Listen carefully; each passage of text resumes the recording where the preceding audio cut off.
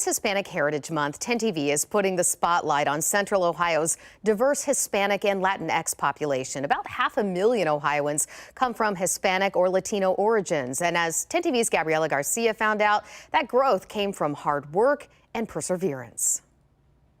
Hispanics have been in Ohio and in the Midwest longer than you might think. Jose Luis Mas is an attorney and vice mayor of Worthington, who spent years studying Central Ohio's Hispanic population. As early as 1779, the Spanish Army engaged the British on the field here in the Midwest, and in 1781, they defeated the British at Fort St. Joseph, which is very close to modern-day Toledo. Later on, in 1858, José de Rivera Sanjurgo, a Spanish immigrant from Barcelona, bought and started vineyards on Ohio's Lake Erie Islands. Ohio's Hispanic population grew from vineyards through the early 20th century to the 1950s, when the state saw more immigrants from Mexico and Texas coming to find work picking produce in Toledo and Michigan. My mom used to go up to Michigan to do cherry picking when she was young. Juan Jose is also an attorney in Central Ohio. His family settled in Ohio in the late 60s, like many others. Eventually, of course, you get tired of the migrant life, you begin to settle out.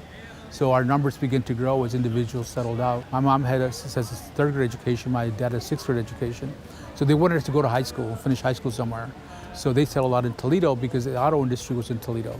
Juan says families like his told relatives about opportunities they found in the Midwest, but with those opportunities stood a big barrier. Most of the Hispanics living up north didn't speak Spanish, so that was a little bit rough for us because our primary language was Spanish in Texas. Juan took on that challenge, eventually finishing law school and moving from Toledo to Columbus in the 80s. Hispanics were working on some kind of janitorial jobs, and eventually as the population grew, we began to see more people opening Mexican restaurants, getting into the construction trades, and to where we are now, we're everywhere. According to the 2019 census, there are 467,589 Hispanic people living in Ohio. Juan and Jose say seeing that growth is great, but there's still work to do. A lot of our businesses are small, but you got to start somewhere. I think you need to know about yourself to know where you're going. It should be a source of great pride for our young people, and something to continue to dig into even deeper and finding out how better we can contribute to the community. In Columbus, that is my hope for the future. Gabriela Garcia,